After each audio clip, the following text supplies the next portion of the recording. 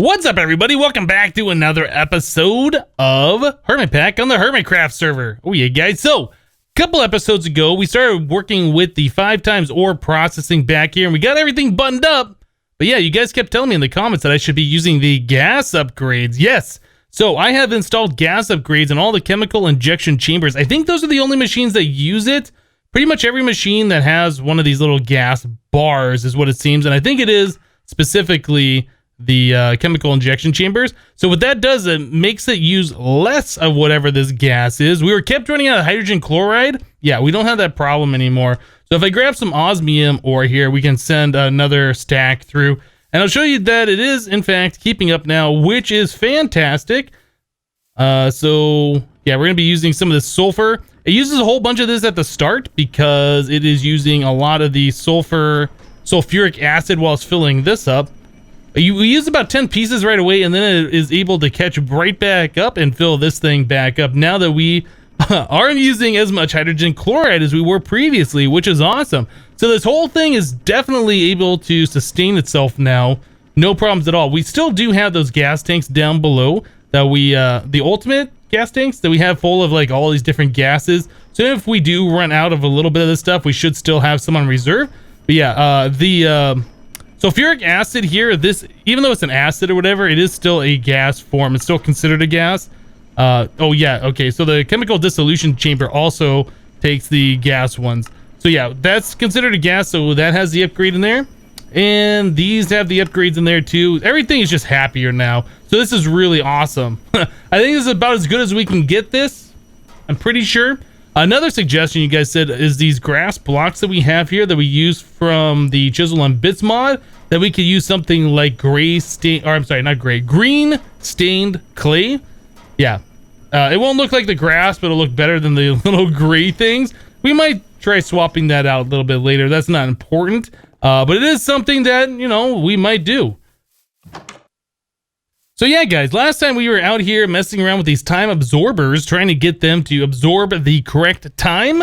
So yeah, I put down the time noon one. We knew this one already worked, and then we had set up the open block computer over here to set a redstone signal into this one at midnight. And it looks like that has filled up perfectly, automatically. I didn't have to touch it. It's pretty cool. So yeah, this computer program here, for those of you who didn't see it last episode, it's pretty much counting the in-game time. So at 23,000, between 23,000 and 1,000, yeah, it emits a redstone signal. Now, I did notice that I made a mistake here. This was set up to be a mirror of the other one. So I had a comparator here, but there is no need for a comparator since this only emits a redstone signal at a specific time.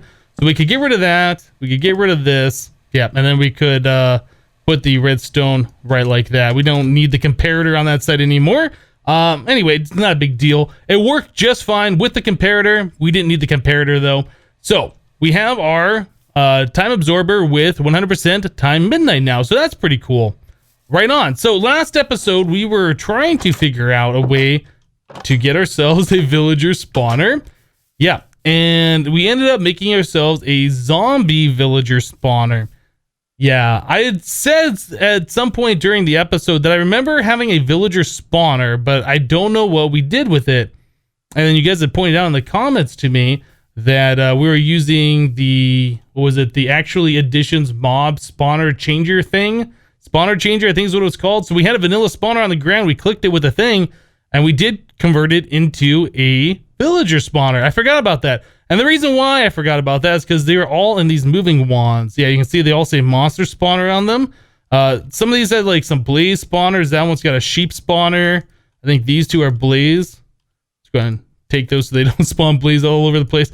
This one right here is the one that we wanted. That's our villager spawner. So we did in fact already have that going, and I had completely forgotten about it. Yeah, so if we didn't have actually additions in here, this would be a pretty viable way of doing it. Making the zombie villager spawner, spawning in a bunch of zombie villagers, curing them. Yeah, and then we get villagers that way. But yeah, we don't need to do that. We already have a villager spawner that I'd completely forgotten about. Okay, so what we are looking for is the RFTools villager. Right. So there's about 100 different villagers in this mod pack. Let's grab a Torturino. This will help speed up the vanilla spawner process here. I think we wanted the max distance and the max speed. So we have a farmer. What we're looking for is to get ourselves the RFTools villager. I believe they're like a white coat looking guy. They look different than the librarian. I think they have like some kind of blue robes on, or like blue outline on their white robes or something. I don't know. So I'm gonna sit here and I'm gonna farm these villagers for a little bit, see if we can get ourselves an RFTools villager, and we'll be right back. Well, this might seem kind of mean, just spawning these guys in, just killing them over and over again. But we're looking for a specific villager type. Now, I sat there and I waited and I killed a bunch of villagers with my sword, waiting to see if we can get the correct villager, the RFTools one, and I've been unable to get one yet. So I've just been letting these guys go. I've just been watching it. They auto-kill themselves with the spikes down below. Yeah, I've just been watching this, trying to see if we can get an RFTools one, but I have yet to see one. And I've seen hundreds of these villagers spawn in now, which is kind of disappointing. Yeah, I was going to grab one with the soul vial if I did see one. But yeah, we're just not getting one. So I'm not sure what the deal is. I think we might have to go into a creative world real quick and just do some testing, see if it is even possible to get an RFTools villager. I'm not sure if it is. It feels like we should be seeing one from the spawner, but we're definitely not seeing one spawn, so Alright guys, well we're in a creative flat test world here. I just kind of made a different spawner to make it easier to see which villagers we are spawning and which ones we have. So yeah, I've been letting this run for a while. I have a compressed torturino here, which I think you aren't allowed to make in the HermitPack anymore. I believe the recipe has been disabled. But anyway, I've been sitting here watching all these villagers go by. Oh my goodness, the sounds. Let me go ahead and turn that off real quick. Music and sound. Let's just turn the sounds all the way off. So anyway, I've been sitting here watching these guys for a while now, and yeah, sure enough, we still are not seeing an RFTools villager. I'm not sure what the deal is. I saw there was a configuration option for RFTools for a villager ID, and it is set to number 10 in the HermitPack. I've tried setting that to a different number.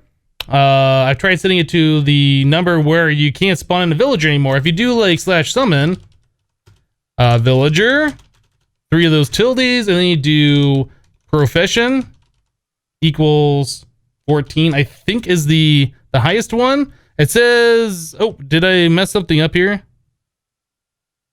I might have done, oh, is it colon? Okay, unable to summon object. If you do 13, yeah, we can summon in one of these guys, the shady merchants. Do 14, you can't do it. So I've tried setting the villager ID to 14, can't get to summon in. Not really sure what's the deal with it, but yeah, it just looks like we can't get ourselves a RFTools villager for some reason. There's got to be some configuration going on, some conflicting mod that's causing that to happen. So I guess we're kind of out of luck on that for right now. We'll probably end up getting a different way to get the dimensional shards. I guess we're going to have to try and go to another RFTools dimension and mine it by hand or something along those lines, but it's just good to know. Well guys, we're going to go with plan B then to try and get these dimensional shards. So I just set up a new empty dimension tab here. We put in a digit here just to try and ensure that we're going to get something completely random that's not going to be the same as somebody else has gotten here. So we're just going to go ahead and call this thing, I don't know, test world and store. That's it.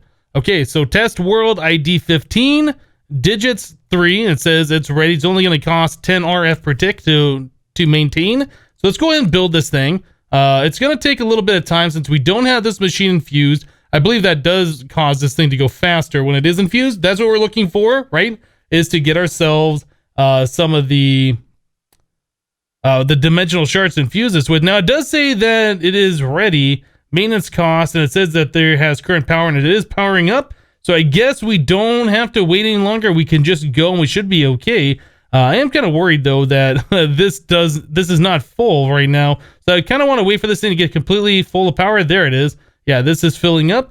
And since we are going to be going to another dimension, let's just make sure we have plenty of power here. Okay, yeah, we got 2 gas tanks. Everything should be ready to go. Let's do it. Let's go. Let's tell this thing to dial to the correct dimension. We're going to go from here to... Oh, where is it?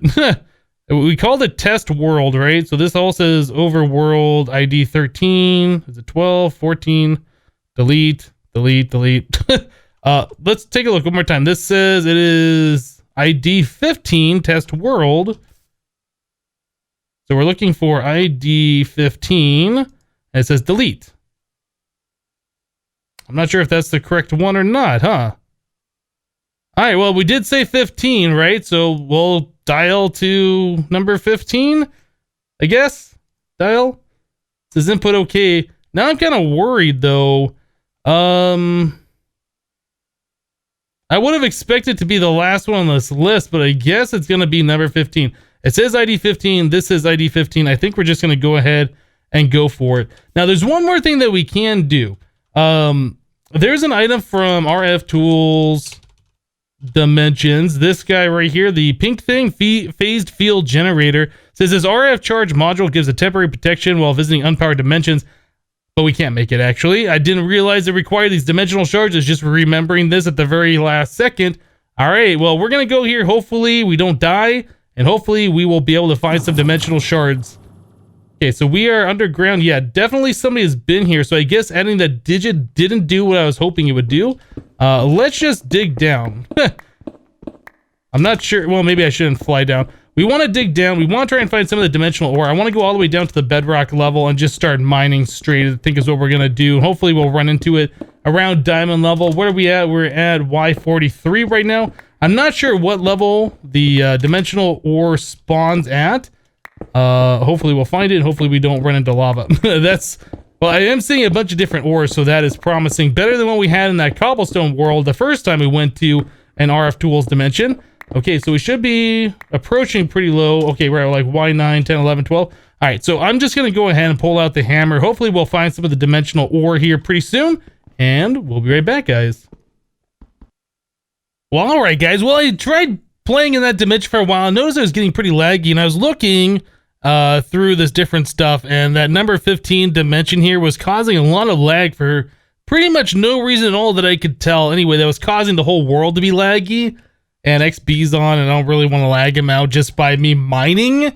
So we made another dimension here. Hopefully this one isn't going to be laggy. So I put in two different digits, 1 to 4, 1 to 2. So this says digits 42 on it. It's just empty dimension. And it did make a brand new dimension ID this time. So it's a brand new place that nobody's been to before. It's kind of what I was looking for previously. So test dimension. I've already dialed there. Well, just go ahead and click dial again just to make sure. It says RFTools dimension ID 26. Okay, so we should be good. Let's go. Hopefully it's an okay dimension. Hopefully we'll be able to mine a little bit. All right, so we got like a meteor kind of a thing right here. Oh, weird. Okay, so it looks like it's a checker pattern thing. Well, that's kind of cool looking. It's got like an indented pyramid and then like a pyramid every other one. Huh. All right, well, this looks like a pretty nice place. I don't think there's anything that we need to be afraid of. Let's look at the map a little bit. Yeah, that looks really cool. I like that. Okay, well, hopefully this will be better. I'm going to go ahead and check and make sure we're not lagging. Oh, it looks like we have strength in this dimension. I guess the passive strength thing. Anyway, I'm going to go ahead and start digging down. Hopefully we will be able to find the stuff, and hopefully we won't be lagging out XP. Just don't want to be causing problems on the server. Anyway, I'll be back, guys. Alright, guys, so I've been sitting here mining in this world for a while now, and we have finally come across some of the ore that we're looking for. So we have some of these dimensional shards now, which is really nice. But another thing that I've noticed as I'm mining here, this is an extreme hills biome. So some of the blocks that we're breaking are silverfish blocks. So this is a stone monster egg right here. Let me just go and place down a torch so we can see a little bit better. I think that's the only one that's here. So if I place a block and I do this mining, it gets left behind. But that's not what's interesting. So you can see that I have 25 iron in my inventory, smelted ingots. Yeah, those are coming from the silverfish. Aha. So we have 25. I break this and I kill this silverfish. Look at all those ingots we just got. Now we're up to 30. So we just got 5 iron for killing 1 silverfish with looting 3. That seems pretty good. I don't know if that's like an intentional change in this mod pack or if that's just how the silverfish act now. Honestly, I don't know. But I was thinking if we ever needed iron, making a silverfish spawner probably would be a very good way of doing that. But anyway, I'm going to continue on here. We need a few more than just 10 dimensional shards. I'm going to continue on here, see if we can get some more of that stuff, and we'll be back, guys. Alright guys, well, we were in the dimension, we were mining along, doing our own thing, but the problem is we're not finding so much of that ore. Yeah, after about 15 minutes of mining, I came up with these 10 ores. Or I guess we found 10 shards out of 2 ores. Let me go ahead and correct myself there. Yeah, you know, we can do that, and it's just going to take a while, and we're going to grind for it. I think we can do it a little bit faster. I believe it costs like 40 of these. It might even be more than that, but I think it's like 40 of those to infuse a machine completely, plus all the other uses that there are for those different shards. So I want to try and do this a different way. Now, RFTools has a block called a builder. Not to be confused with the dimension builder that we've been using, the builder. If you hold shift on it, it says this block can quarry areas, pump liquids, move, copy, swap structures, collect items and XP, move entities, build structures, comma, ... Yeah, so this block has a lot of uses. I've never used it before. It's not super expensive either. It's 4 brick, an ender pearl, some redstone, and then the machine frame for RFTools. Now, I don't think we have any brick right now, so we can go ahead and start this by, I guess, grabbing some clay balls and throwing in our smelter. This one is our smelter, furnace only. Yeah, we'll start by smelting up some clay into brick. Then we can make the bricks that we need for that. Now, there's also upgrades for the builder block. Once you make this, you still have to tell it what to do. So I believe we search for a quarry. Yeah, we have these different upgrades that we can do, the different cards. So we have a shape card for a quarry, a shape card for a silk touch quarry. That's pretty cool. Fortune, clearing silk quarry, which I guess it silk touch the blocks and makes a hole, right? Or we have a clearing fortune quarry, which I guess fortunes and makes a hole. I think what we're going to do is do the fortune quarry. So let's see. This says this item will cause the builder to quarry all blocks in the configured space and replace them with dirt. Okay, so it's not going to make a hole. It is going to clear blocks, which is awesome. And it says the maximum area is 512 by 512 by 256. Okay, so sky block the entire vertical range in a 52 by 52 area. That's pretty big. So that's like an entire region file that this thing will do. So it says it costs 600 RF per tick per block. Final cost depends on infusion level and block hardness. Okay, so depending on the hardness of the block that's mining, it'll cost more or less. And if we infuse it, it'll cost less overall, which is what we're trying to do to begin with. Okay, so the fortune quarry, this card, looks like this does require those dimensional shards. So the 4 that we have collected already will get some use. We need a shape card quarry to begin with, and then before that, we need a shape card. All right, so that's iron, brick, which we're already currently smelting, paper, and redstone. Let's make one of these shape cards. Let's go back to fortune quarry. We need to make this guy, so we need to make ourselves a diamond pickaxe. I guess we don't have any sticks. We do have some planks, though. Let's go ahead and make a few sticks then. All right, we've got some sticks in there. Fortune quarry, this one. So we need to make one of these and a shovel. So I'll just go ahead and do one of those. Okay, there's our shovel. Perfect. And is that it? I think that's it. Okay, so there's a shape card quarry. Now we want that to be a fortune quarry. So yeah, we need these dimensional shards. What's this other one? So this is a shape card fortune quarry as well. So what's the difference between this one and this one? They look like they're both the same. So why is this one just dirt around a shape card clearing fortune quarry? Okay, so we don't have that one. We have the shape card quarry. Okay, so we have to do this way. That was confusing me for a second. I was like, why do the more expensive one? Okay, so now we have a fortune quarry shape card. I'm going to have to figure out how we're going to have to tell the builder where to build, because I assume there's going to be like landmarks or some kind of thing to like square off an area and be like, only quarry this section, right? I think that's how that's going to work. Okay, so we also need to make ourselves the builder. I haven't seen this block before. I assume it's going to look like most of the other RF tool interfaces, though. It's probably not going to be anything super special here. There's 4 of those. And there we go. Okay, so builder block. Let's set it down.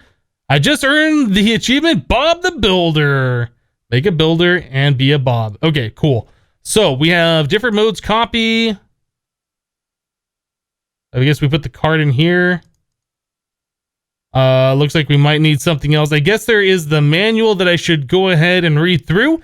Let me do that real quick, familiarize myself with this block and see what we need to do. And we'll be right back, guys.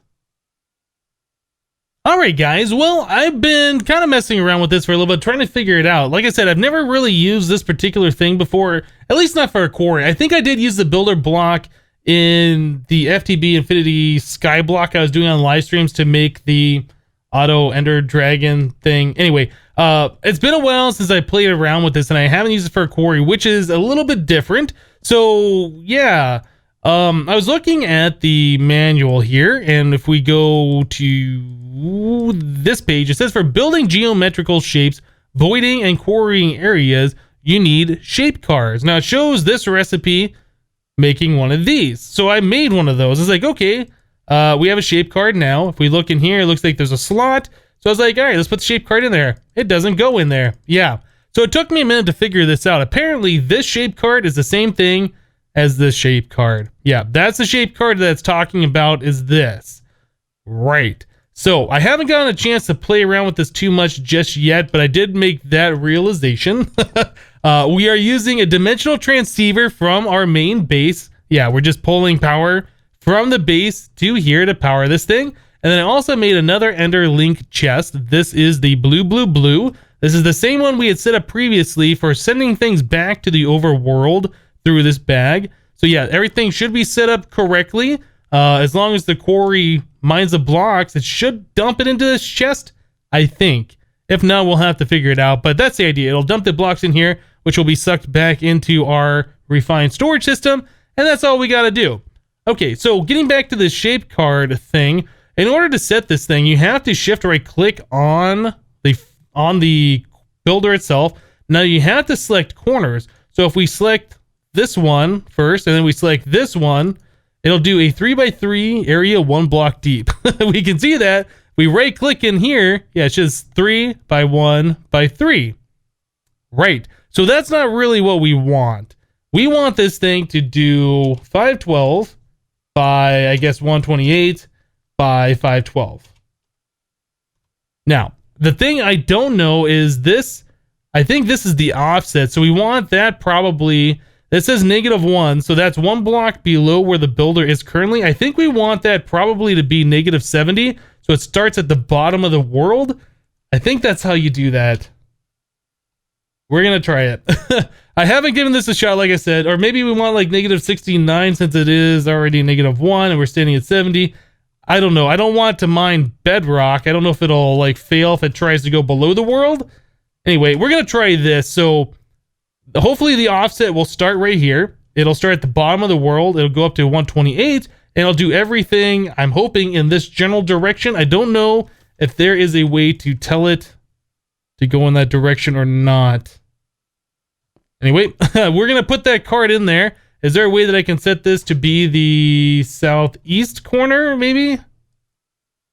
No, it doesn't look like it. All right, we're just going to go for it. Hopefully it doesn't do something bad. I don't even know how to start this machine now I'm looking at it. Do a single run and stop. Support preview mode disabled. Support preview mode. I was hoping that showed me like an area that's going to mine out. I guess it doesn't. Oh, it says waiting for server. Maybe it's doing something. Did I just crash the game? Okay, I did not crash the game, but it looks like it is really drawing these blocks in, and that caused a significant amount of lag. Like if we look at the mini map, we can see the mini map now is full of those blocks. One thing that's interesting though is that it is at the level of the quarry. It didn't go down to that -70 or whatever that I thought it should. Let's pull this card back out. Let's take a look at it again. It says offset 64 now, which it did not say previously. I'm not sure how that changed. Let's try, maybe it's because I went down too low. Let's try -60 then. Okay, there we go. I turned off the preview and I turned back on the preview, and that looks about right to me, although we could probably go lower. Yeah, I don't know if we need to go all the way this high up. But yeah, that seems about right. I was kind of wanting to go in this direction, but it's going to go in this direction, which is fine. It doesn't really matter. Okay, so we got that set up. We can turn the preview off.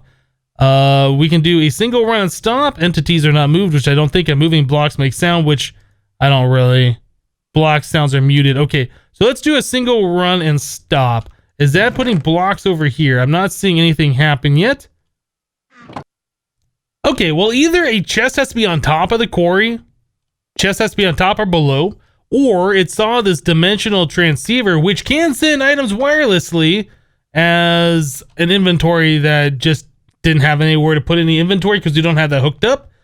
But anyway, I moved this off to the side to put the underlink chest on top, and sure enough, we are working pretty good here. Looks like I have collected a few items. Things keep popping into my inventory for some reason. I guess it's these red garnets, because as it's mining stuff, those kind of blocks drop the rubies and then these red garnets at the same time. I don't know, it's kind of a weird block, but I guess that isn't fully handled by this quarry. Yeah, we just got something else in my inventory again, more of these red garnets. So that's going to be a problem because over time, those will eventually just keep piling up and piling up, right? But anyway, it looks like we are collecting a decent amount of stuff here. Now, I did notice on the card, can we stop this? Keep running with a redstone signal. If we take the redstone signal off, okay, it looks like it stopped. I did see on this shape card, when we right click on here, that there was a void. Now, I guess it says void stone, cobble, these. I think we can just set those. I don't know if the X means void, but it obviously wasn't voiding them without that. So we'll go ahead and put that back on. We'll put that back in there with that stuff on void, and we'll give this a redstone signal again. And things are happening. Okay, so now it doesn't look like it is mining any of that stuff. I think it has to start back over. It's not made to like be turned off and turned back on. I think it has to mine through all the stuff it already did, and hopefully it won't mine that stuff. It'll just void those out.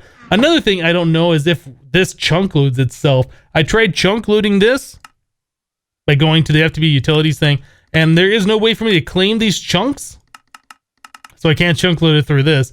I might need to use an extra utilities chunk loader thing. I kind of want to wait around until we see some ores being collected by the quarry and then go to the overworld, check this Enderlink pouch, and make sure that we are still receiving things. I don't know if this self-chunk loads or whatever. But anyway, it looks like we are well on our way to getting a bunch of the dimensional shards, which is awesome. Alright guys, well, it went back to a chunk where it was actually mining stuff, and I came back here to the overworld and I looked in the bag and we are not receiving anything, so it does not stay chunk loaded. So what we're going to do is we're going to look at the extra utilities method of chunk looting. Yep. So in order to do that, let's take a look. Chunk loader. We need this guy right here, chunk loading ward. In order to make one of these, we need a golden lasso with a villager that's under contract in it. Yep. So you have to do this on a vanilla crafting table. It requires 8 experience to create the golden lasso, right? And then it looks like we have to give our villager a contract, one of these. So yeah, I just went ahead and made this stuff. It's not super difficult. Now apparently some villagers don't like it, some villagers do. And then once you get one that accepts it, you right click on them with the golden lasso, I guess. I haven't had a chance to do this yet. So the ward here, does this require anything else? And I have a redstone. Okay, so that's easy enough. So it looks like we'll probably have to use our villager spawner that we were using previously. I'm not sure which wand it was that we were doing. We'll try this one. Is this it? That is a villager spawner. Cool. All right, so now we just need to spawn in a villager. Try right-clicking on them with this contract, and hopefully they accept it, and then we can capture them with the lasso. At least that's my impression, my understanding of how this all works. I guess we'll find out here in just a second. Looks like that's just about ready to spawn. And, okay, let's try you. Known as Cleric, you're a witch. I don't think he wants it. You? You have an excellent penmanship. It's a deal. Sign. So is this one, right?